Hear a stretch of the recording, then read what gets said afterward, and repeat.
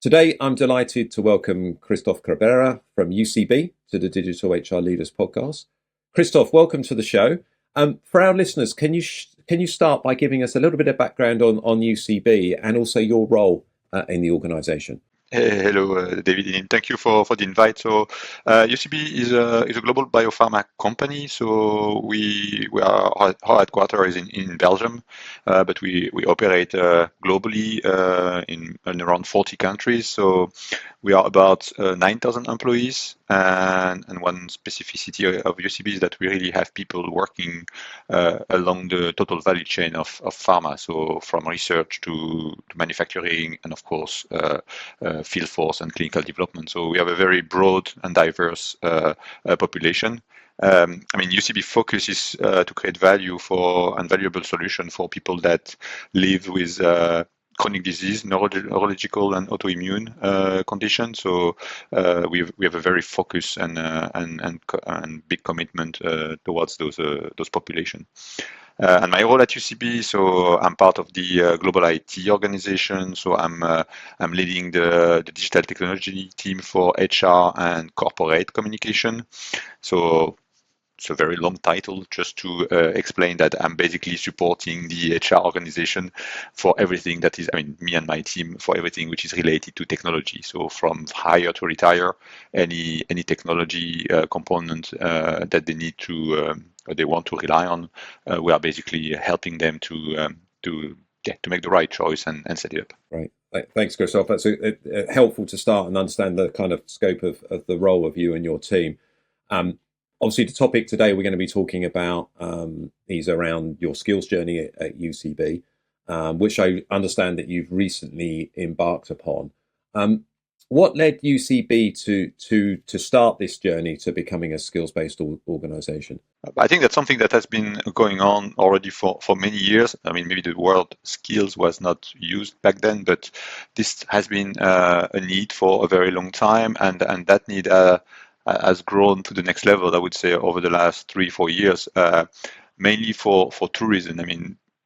More and more, the organization has to do very quickly decision on people because external factors, because internal decisions need to be made. So to be able to quickly decide where and how I need to reallocate people, and are those people the right ones for the job? So that's really something that became, critical for us over the last 3-4 years. The COVID time, we also had internal strategic decisions that have been made. There is really a big evolution on that, and we need to be able to make informed decisions. So that's really one of the aspects. The second one is more the forward-looking aspect, so more the long-term plan, strategic capability plan, as maybe some people name it, and to be able to really measure the impact of the effort we are making into those. So we had defined at UCB some strategic capabilities that we want to develop. It's easy to define on paper. Now, to make it happen and measure that actually the action that have been defined have the expected impact, and that actually the capability is growing within the organization, is becoming essential as well, because sometimes we were flying a bit blind, doing a lot of activities, putting a lot of effort and resources without always being able to really assess and quantify the impact that those had on the UCB employees. So in a way, it helps you be more agile in terms of reallocating resources when you need to do that. Because let's be honest, with the world needs us all to be, as organisations, become more agile, and it helps you. It's helping you understand the gaps that you've maybe got from your future strategic workforce plan, but not just understand the gaps, also understand how that gap potentially is being closed by the various actions that you're taking through this data. So it's effectively providing you with the intelligence to operate successfully as an organisation, by the sounds of it. And also how to get your internal population to evolve. So, for example, we've been moving from traditional pharma to biopharma. So we had to,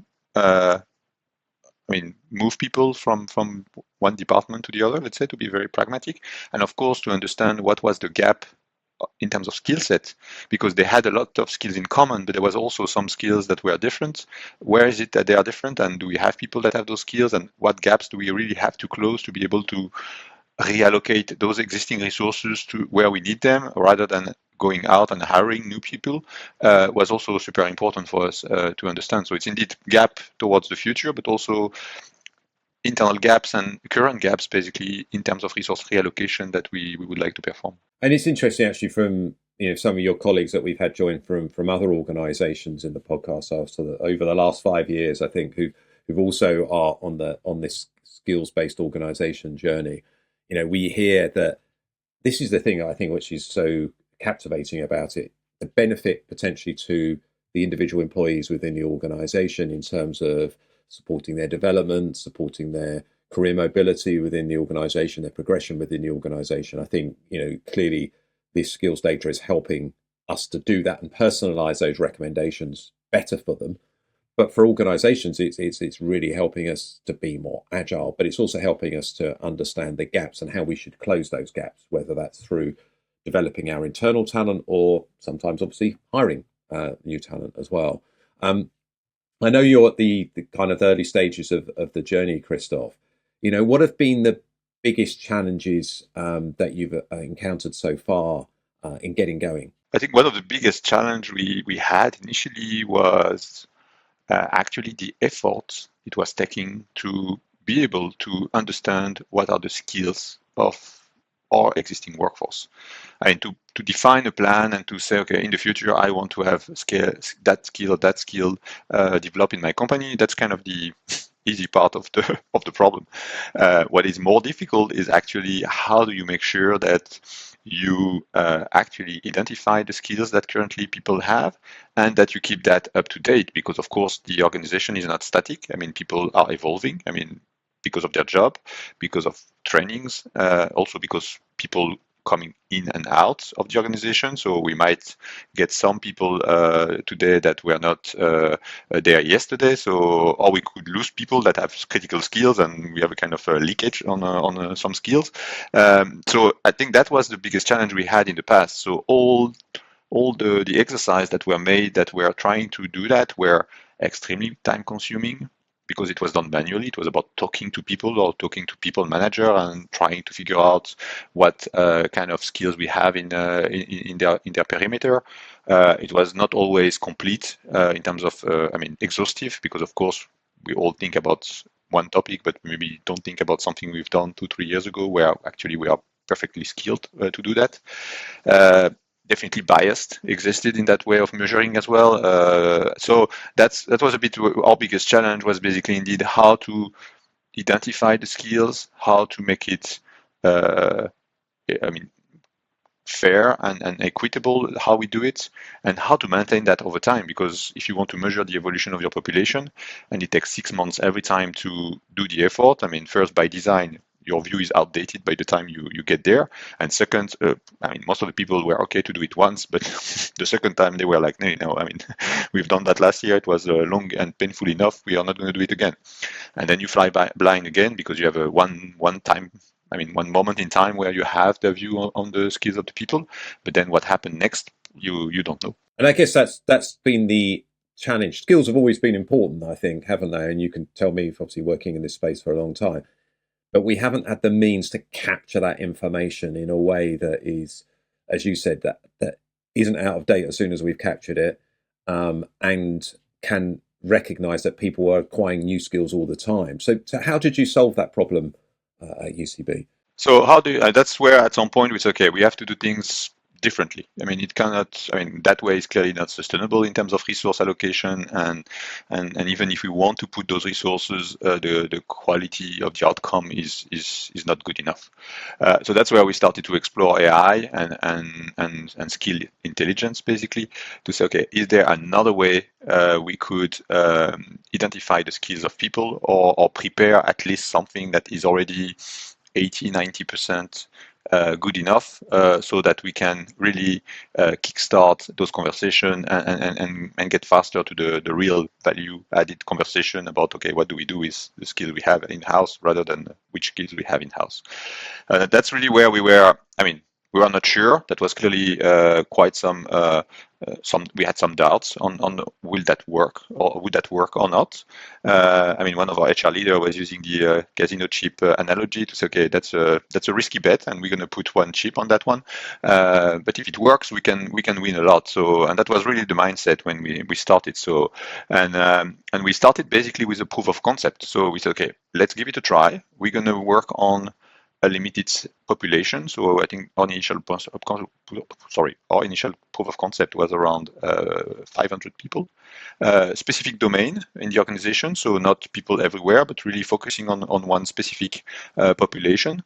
No data cleansing, so we really wanted to see if AI could get something out of our data without us doing any data cleansing effort, because that was also something we wanted to avoid, that we were just moving the problem somewhere else, so that yes, we are not talking to people anymore, but actually we need an army of people to clean data. So that also was important, and also to evaluate also the privacy aspect, of course, because AI skills. I mean, the personal data processing was clearly an attention point for us to make sure that okay, if we would go in that direction, yes, from a privacy perspective, it was also something we could explain to the employee, and it was okay according to privacy laws and GDPR. So we really started with that mindset to say, okay, we're going to try to see what we can get in a short period of time. I think our proof of concept lasted for 4 to 5 months, really from start to end.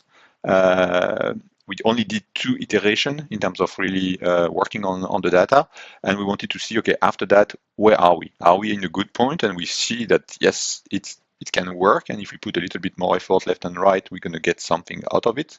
Or is it just no? I mean, it's completely off topic, and we don't want to go there. One of the aspects also we really wanted to validate was can it be specific enough?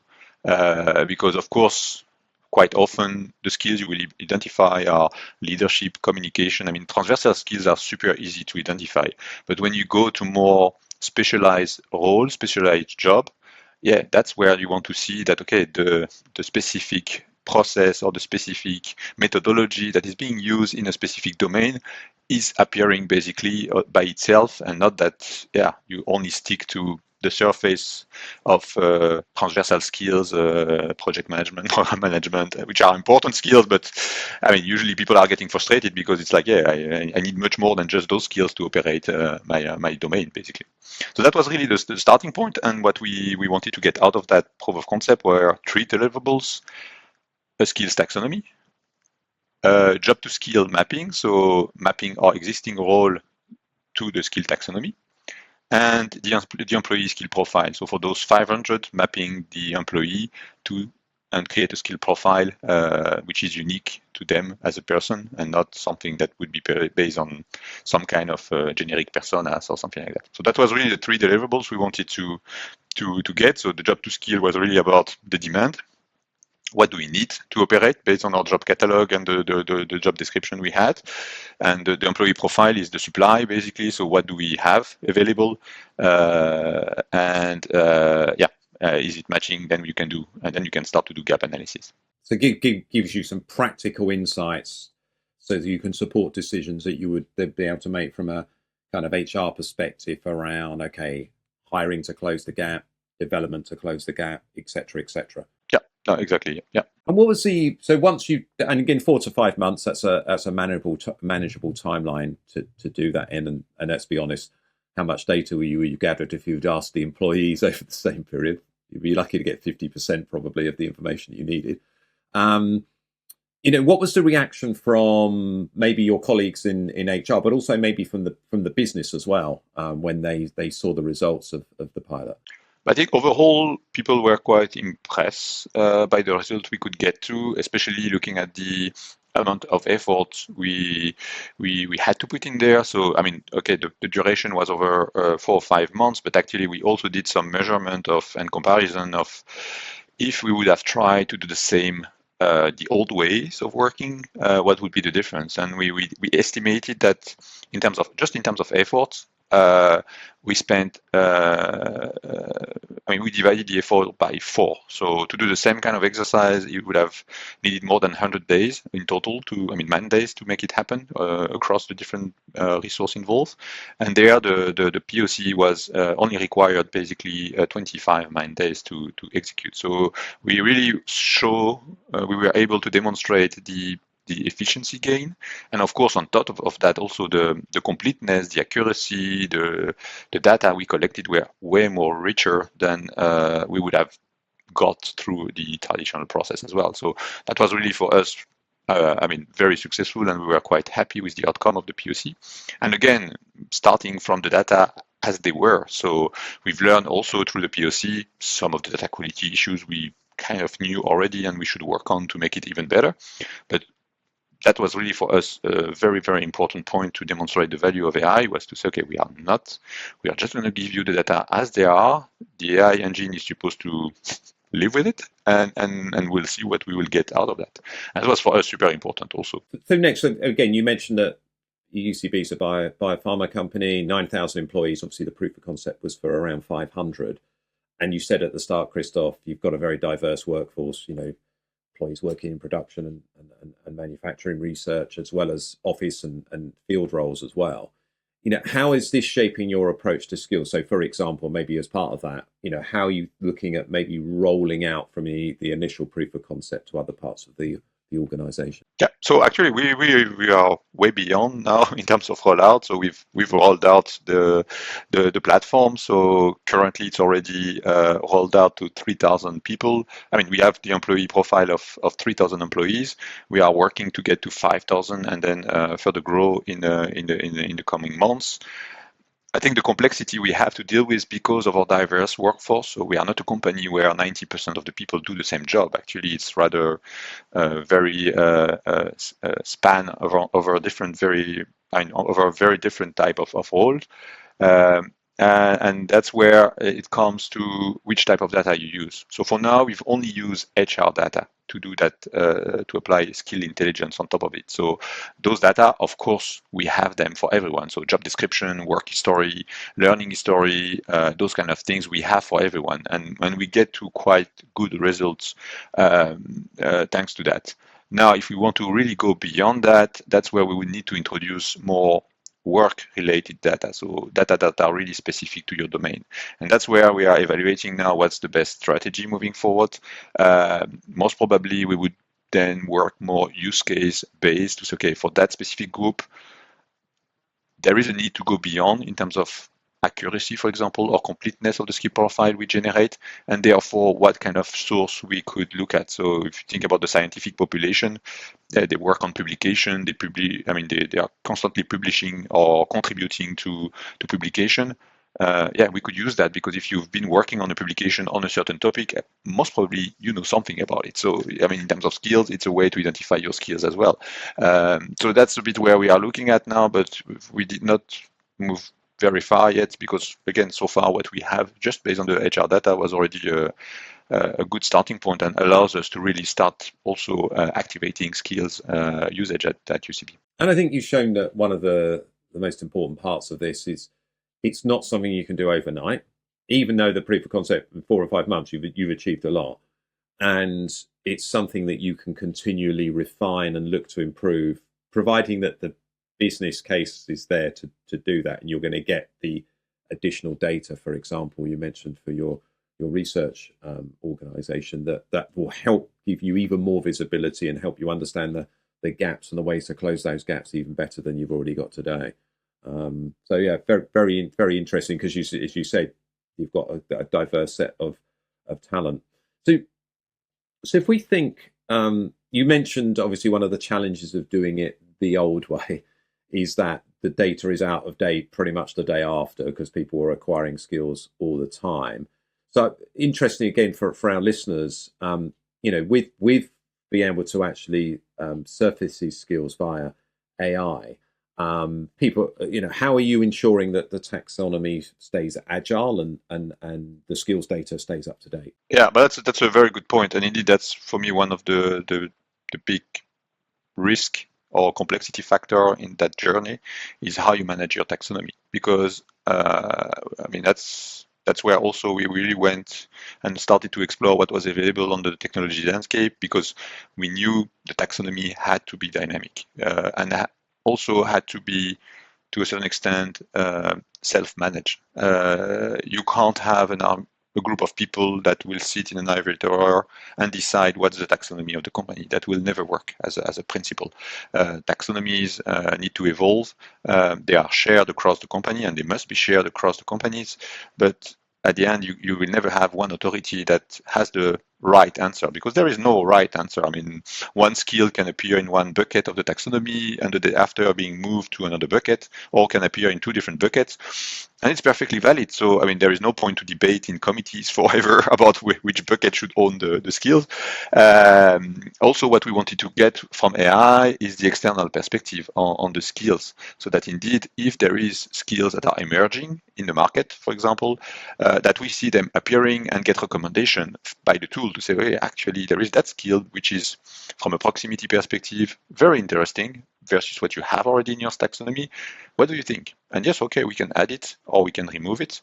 But that was also important for us to have that outside-in perspective, because there is things we know and we want to do, and we will add skills because that's our ambition to develop those skills also. But what's coming together with that one more skill that we added, maybe there is additional skills that could be linked to it, and that the AI will help us to identify, because from a proximity perspective, they'll say, oh, hey, you're looking for that skill. Actually, you have also 3 or 4 other skills around that skill that could be interesting for you. So that's for us something, and it's still a work in progress in terms of governance. I mean, it's definitely not also an overnight decision that you can make.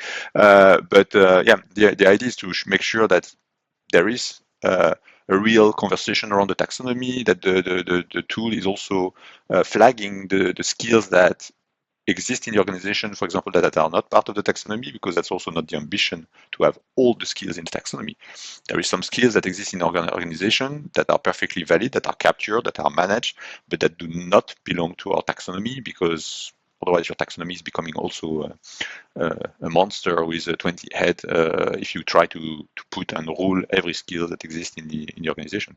Yeah, I think some interesting points there. I think number one, that outside in.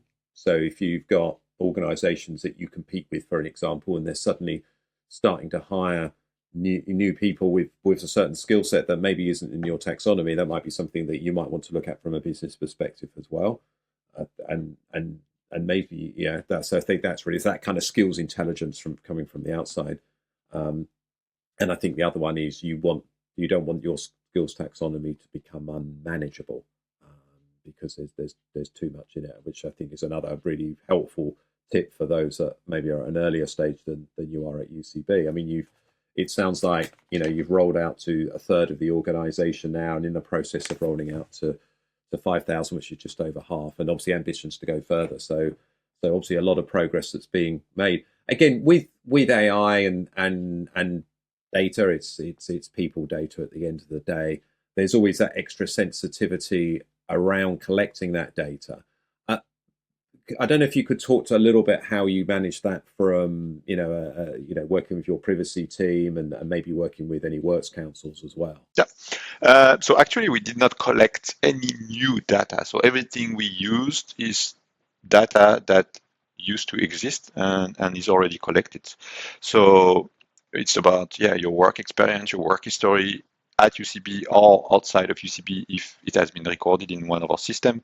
It's about your learnings, your learning journeys at UCB, which learnings did you follow, and things like that. The job description, the job catalog, I mean the role, how they are described. So using only those data, we were able to do a lot. Now, of course, that's something we've done in alignment with our privacy officer. We did review and update our employee privacy notice to inform employees about the use we are doing of those data, because it was a reuse of existing data, but I mean the initial use was not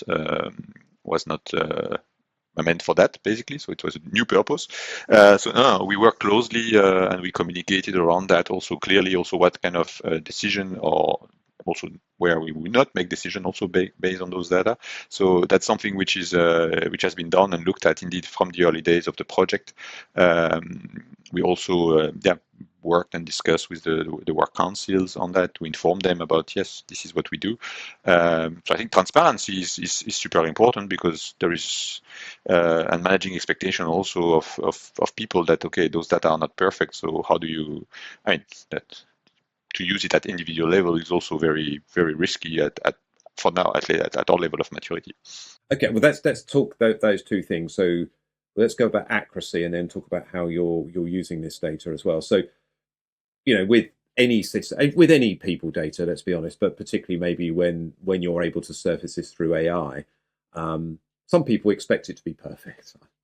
How do you manage those internal stakeholder expectations when the data isn't going to be 100% accurate, certainly at first? But yeah, the data by design will never be 100% accurate, and even that's something we are considering as well, to ask the employee also, and to give access to the employee to their skill profile, so they can edit it to correct or complete it. But I mean, if you do that, then you open also the risk of people that claim they know something that they don't know, or some kind of biases in the data that you will introduce. So I think that's something which is very important to keep in mind, is by design, those data will never be 100% accurate for plenty of good and bad reason. I mean, the data quality of the system we use as source is not 100% perfect. So there is always things we miss, or that are miscaptured or incorrect in our system, and that's impossible to get to 100%.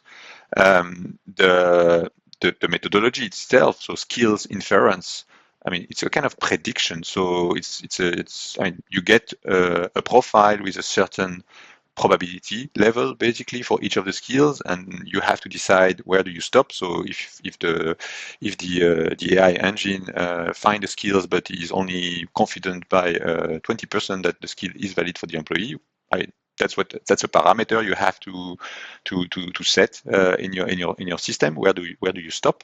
And also, I mean, what's the weight of every source you use? And that's the discussion we still have. So for now, we decided to go for equal weight. So all the source of data we use have the same impact on the employee profile.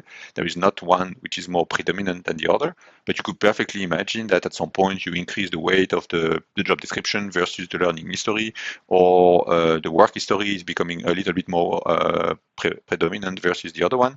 And all of that will change the outcome you get from the system. So I think for me, it's important to always keep in mind that it's never going to be 100%. And what's actually, for my specific population, I'm looking at what's the level of quality and accuracy of the data I have, and therefore at which level of detail I'm able to use. So for now, our recommendation, for example, is not to use those data for any individual conversation, because we see too many outliers, positive or negative. I mean, we have some people that have a very complete skill profile, and others where the skill profile is completely empty because, data-wise there is an issue.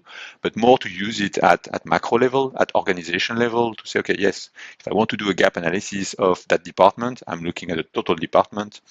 I'm looking at, okay, and then I know that I have an error margin, of course, of what I see. But if I see that overall 80% of my people in my department are properly skilled to do their job, it's okay. If I see 40%, like, okay, maybe I have to do something. But is it 40, 41, 42?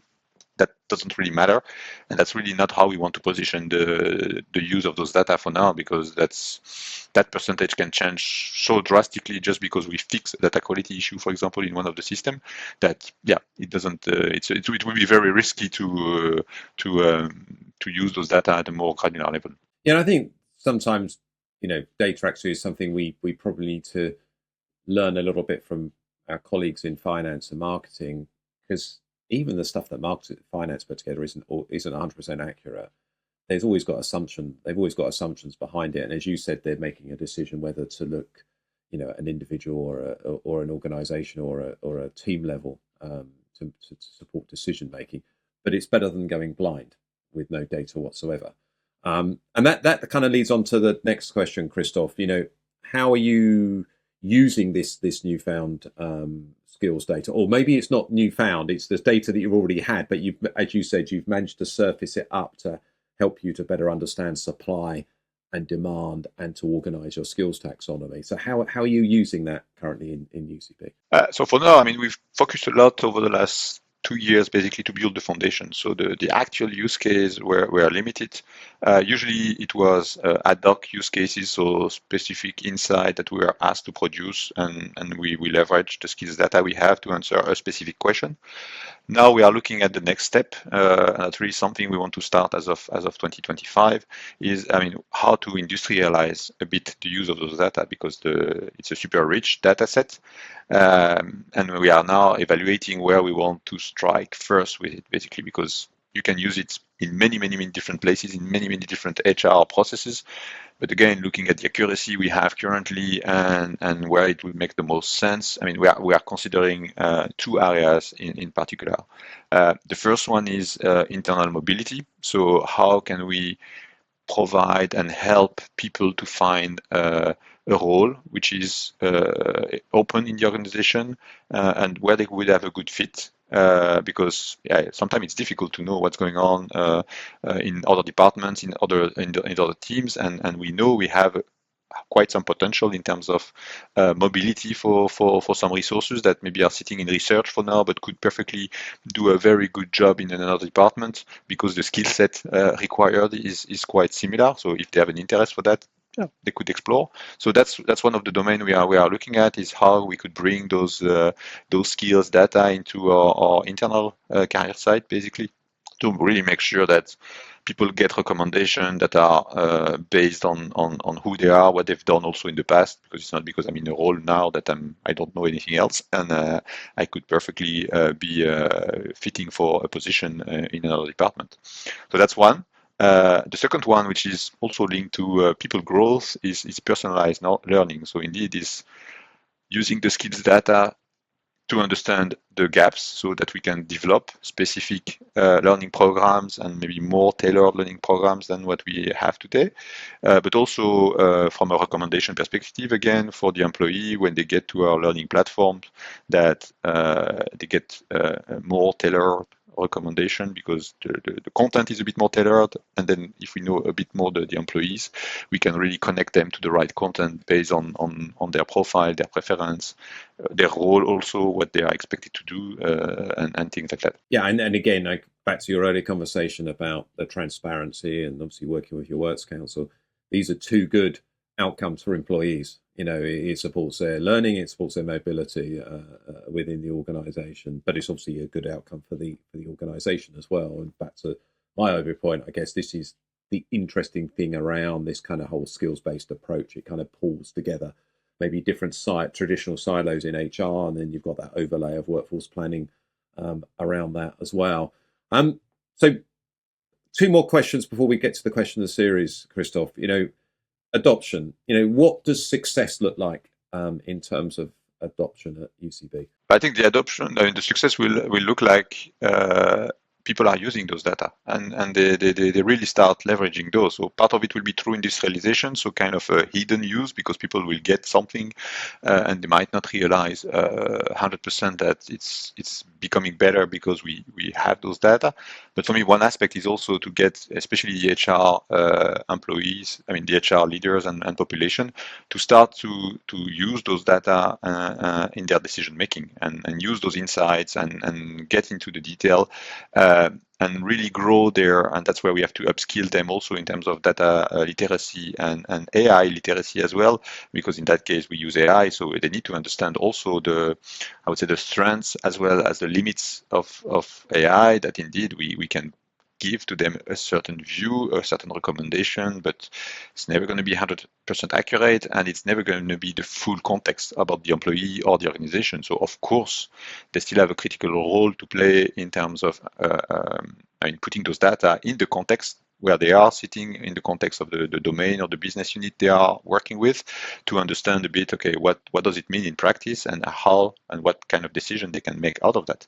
But really, success will be when that's going to become in the day-to-day, and you refer to finance people that are by design very much data savvy and used to work with numbers, and they only speak numbers sometimes. I think that's where we need to grow that within the HR communities, that HR BPs, HR leaders are becoming much more data savvy and comfortable to use those data also in the conversation they have with the business unit. So for me, that's where success will be, is that it's becoming for them, part of their toolbox, and that they are comfortable to use the tool in the conversation they have with the business leadership. Yeah, and that's something we see. I mean, we do a lot of work with organizations around people analytics at Insight 222. Yeah. And that's exactly the point we hear, I think, from we speak to your peers, either heads of people analytics, chief people officers, or other senior HR leaders. These tools are fantastic and these technologies are great. But we also, as HR professionals, we're telling everyone in the organization they need to continually think about their skills and developing their skills. We need to do the same as HR professionals as well. Yeah. So I think that's a really good point there. Christophe, I think this has been, it's really, really helpful, I think, for many of our listeners, like you, HR professionals.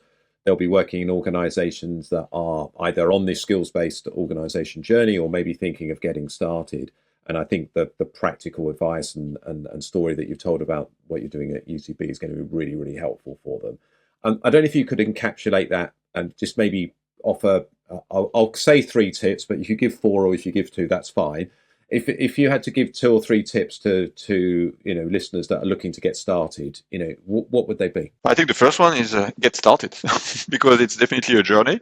It's not going to be perfect, and that's also what you need to manage in terms of expectation for the stakeholders. That it's going to take time, and to really become a skill-based organization and to go beyond the word basically and actually embed skills into the HR processes and really consume the information that you have been able to produce is going to take time. It's not even a 1-year journey. It's a multi-year journey before you get there. So, but you can only get there if you get started. So for me, try, learn from it, because we've learned a lot over the last 2 years about the data we have, about the AI, about people maturity to use those kind of technologies. So you can indeed also see based on the feedback you get. So for me, it's get started. Be open. I mean, there is no one way of doing it, and depending on your organization, depending on your context, depending on your domain, depending on your workforce structure, there will be many different ways of doing it. So it can be really a common. There is a lot of things in common across the companies, but the usage will be always specific to who you are as an organization. So try. And I think indeed, for me, the last one is also work with the expert in the room. So that's something we've done in the proof of concept. So this is not something we've done in isolation. We had people from the business domain involved. So because at some point, we are not expert, and even within the HR organization, they have a good understanding, the HR BPs or the learning partners have a good understanding of the skill set of a specific domain, but not as good as the actual people that are sitting in the domain. So as part of the proof of concept, we had people from the domain. So, managers. Actually, we had 2 persons which are actual managers in that organization that were part of it, and that did spend quite some time to review the taxonomy, the employee profile, and to give us feedback to say, okay, yeah, actually it's good, or no, you're completely missing it. And I mentioned that we did it in 2 iterations, and actually the first iteration was not so great, because we've really started with the default settings everywhere basically, and of course the outcome was a bit awkward because it was not specific to the domain. The clustering of the skills was too generic and so on. So it's okay, feedback received. We integrated that, and the iteration 2 was way better because we got the feedback from them. So I think for me, it's definitely also something that collaboration with the business unit will be critical to make sure that, and also to maintain that over time, that you have the right understanding of what is important for them. Yeah, and I think that last point is so important because number one, because you made a point earlier that actually as you mature this, you want to potentially bring business data in as well, well, your partner in the business is much more likely to be able to do that if they can see the benefit of this already and they see this as ways to further enhance it. And then the second point is around adoption. If you want people to actually use this, you need to have the business involved in it, don't you? So I think that's really good.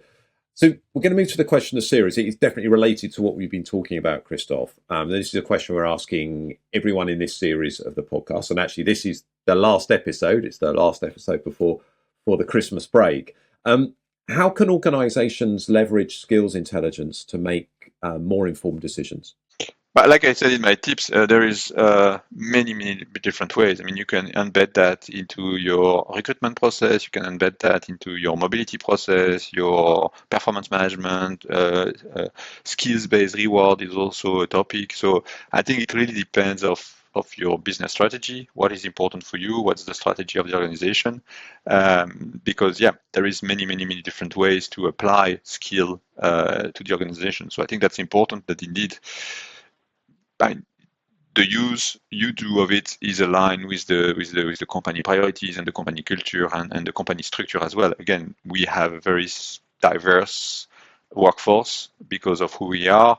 If you would compare that to maybe some consulting companies where 90% of the workforce is doing the same job, they don't have the same challenge as us, and they have different needs as well. So now there is a lot in common, which is how can you make sense of the vast amount of data you have already available about your employees, because every company has work history information, project history, learning history, job description, job architecture. I mean, it's not always called in the same way, but that those data exist and is available to you. So yes, you need to work on your taxonomy. Yes, you need to work on all of that to really be able to connect the demand you have in terms of skills as an organization to the supply. And also monitor that. I think for me, one of the big potential of skill and skill usage is also to detect possible leakage or shortage you have on critical skills for your organization. So that's something we've tested a little bit in our proof of concept, for example.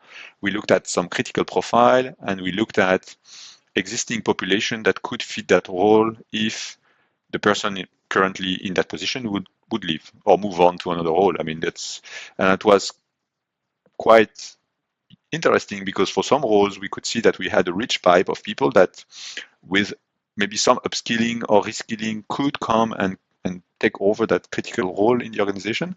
But we also saw that for some roles we had a potential issue. Let's say that if the person would leave or move to another role, there was no obvious successor basically in terms of competence. I'm only talking about skills here. We are not talking about, I mean, the whole other aspect that you would need to consider before to consider to move the person. But yeah, to also manage risk, leakage of critical skills, because if you invest in a training program, but you see that all the people you've trained are leaving the company afterwards, that's a bit of missed opportunity. So yeah, there is very different possible use case, and that's what is great and frightening also, because then okay, where do we start? It's like, okay, what makes sense and where is it that we can have a real impact for the organization?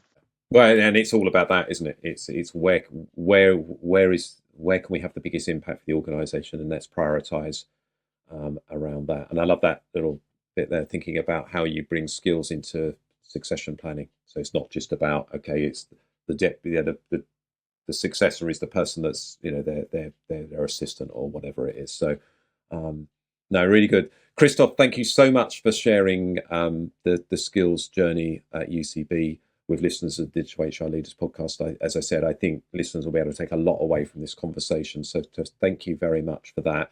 How can people stay in touch with you and learn more about UCB? I think LinkedIn is most probably the best way to get in touch with me. So I'm always happy to have a call, a conversation, to bounce back ideas also and on that topic, because it's definitely a topic that is in the making. So I think nobody can claim that they figured out everything. Every day brings its own set of challenges. So yeah, LinkedIn, Christophe Cabrera on LinkedIn, UCB. More than happy to connect with anyone who wants to stay in touch or discuss, I mean, feel free to drop me a message and can have a quick chat or online if you're not in Belgium to discuss about that. Perfect. Well, Christophe, thank you very much indeed, and look forward to hearing the next step of the journey at UCB maybe in the future. Yeah, thank you very much, David. In this series, we will be speaking to a range of senior leaders who are pushing a data-driven and digital HR agenda. Make sure that you subscribe via your podcast app of choice and also via our YouTube channel for free and regular interviews with the digital HR leaders of the future.